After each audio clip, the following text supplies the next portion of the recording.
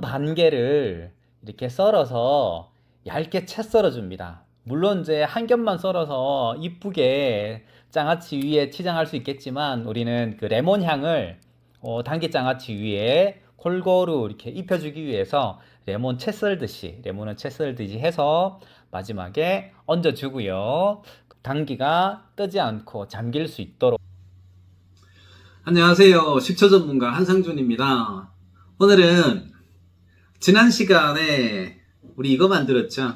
이게 뭘까요? 훈연식초입니다. 곡물식초에 훈연멸치, 다시마, 표고버섯, 그리고 생강을 집어넣었습니다. 그럼 어떻게 될까요? 이 식초에 훈연의 향이 진하게 우러나는 훈연식초가 되겠죠. 그렇다면 훈연식초를 만들어 드시는 이유는 뭘까요? 음식을 만들 때 맛있는 식초를 만들기 위한 풍미를 개선하기 위해서 훈연식초를 만들겠죠. 오늘은 이렇게 만들어진 훈연식초를 이용해서 맛있는 당귀장아찌 만들어 볼 수 있도록 하겠습니다. 제가 만들었지만 정말 맛있습니다. 믿고 따라와 보시면 정말 맛있는 당귀장아찌 맛보실 수 있을 듯 합니다. 정말 맛있어요. 이제 시작하겠습니다. 가장 먼저 당귀를 씻기 위해서 물을 3리터 정도 받습니다. 누누이 얘기를 하지만 당귀는 흐르는 물에 씻는 게 아니라 받아놓은 물에 씻는다 그랬죠. 이 받아놓은 물에는 식초 1컵, 소주컵으로 1컵, 그리고 소주잔으로 1컵을 부어줍니다. 식초는 채소에 묻어있는 대장균이라든지 미생물, 식중독균을 살균하는 데 사용되는 거고, 소주는 잔류농약을 제거하기 위해서 식초와 소주를 같이 부어줍니다. 그리고 골고루 혼합을 해서요, 당귀를 이렇게 담궈주면 됩니다. 이 당귀나 그리고 채소를 흐르는 물에 씻는 게 아니라 담궈두는 이유는 사람이 목욕탕 갔을 때 때를 벗겨내기 위해서 바로 씻는 게 아니라 탕에 들어가서 이렇게 몸을 불리죠. 그런 것처럼 채소나 과일, 지금은 이제 당귀를 식초와 소주를 풀어놓은 물에다가 이렇게 잠기도록 해서 5분 동안 이렇게 잠기도록 놔둡니다. 이런 과정을 통해서 채소 겉에 붙어 있는 대장균에서부터 시작해서 각종 미생물, 식중독균이 살균이 되고 잔류농약이 안전하게 제거가 되면서 또 중금속 마찬가지, 그리고 또 이물질까지 불려져서 깨끗이 세척이 될 수 있도록 합니다.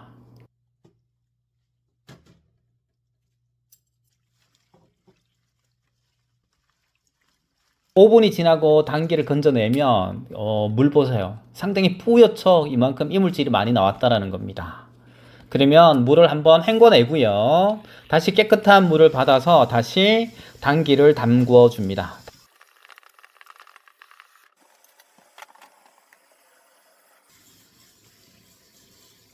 하나하나 이번에는 그 흐르는 물에 깨끗하게 깨끗하게 씻어 이물질을 제거를 합니다.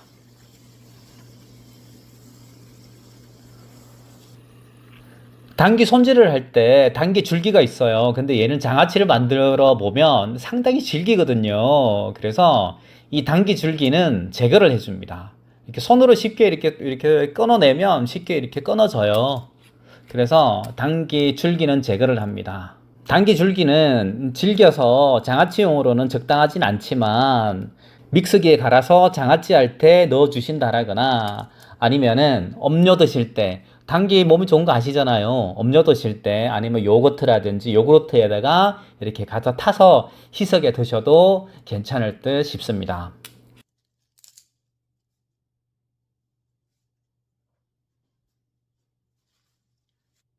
당귀 줄기를 제거할 때 이게 손으로 뭐 이렇게 해주셔도 되는데 칼로 양이 많을 때는 소량일 때는 손으로 이렇게 제거를 해주겠지만 양이 많을 때는 칼로써 이렇게 제거를 해주셔도 무방합니다.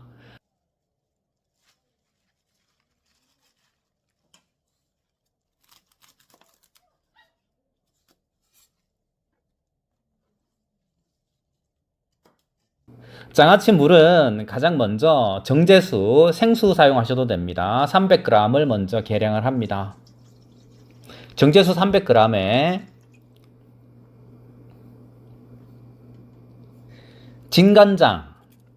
진간장 써요. 진간장 120g을 계량해서 정제수 300g에 부어줍니다.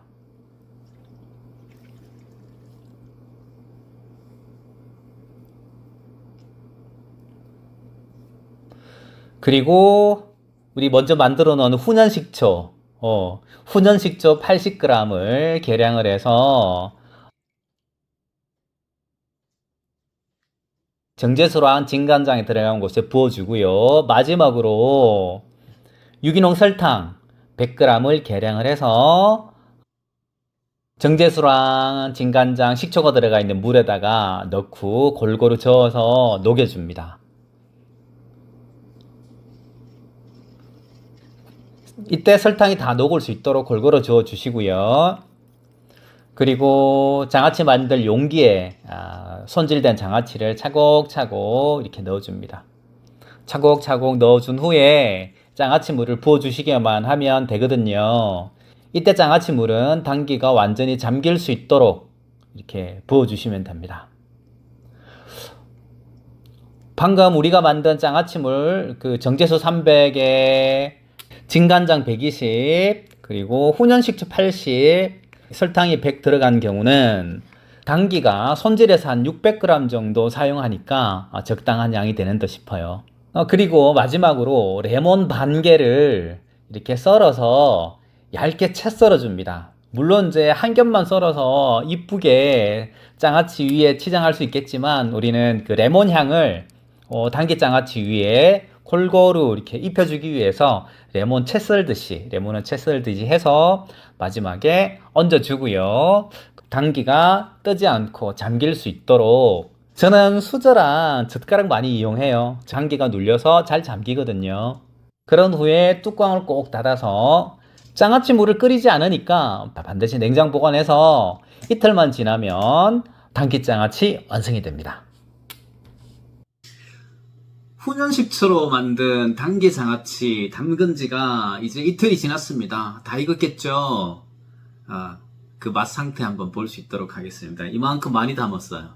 많이 담아갖고 우리 식구들 며칠 동안 먹을 수 있을 듯 합니다. 맛 상태 한번 보도록 하겠습니다.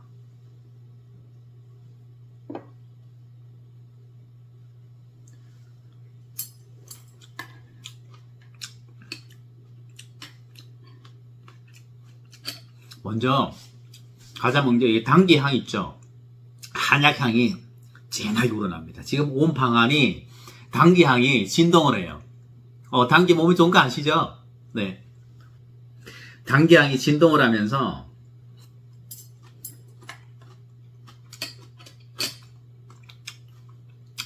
가장 먼저 장아찌에 짭짤한 맛이 가장 올라옵니다.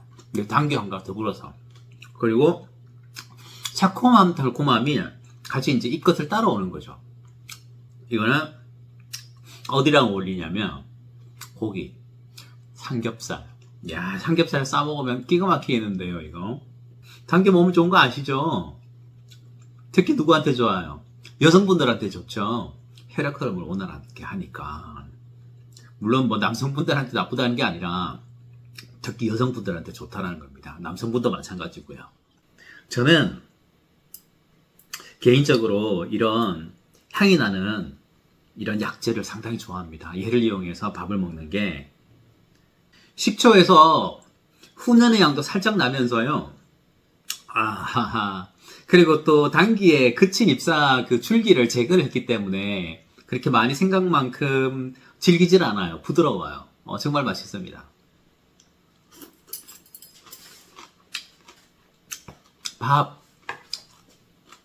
밥이랑 같이 먹어야 될 것 같아요.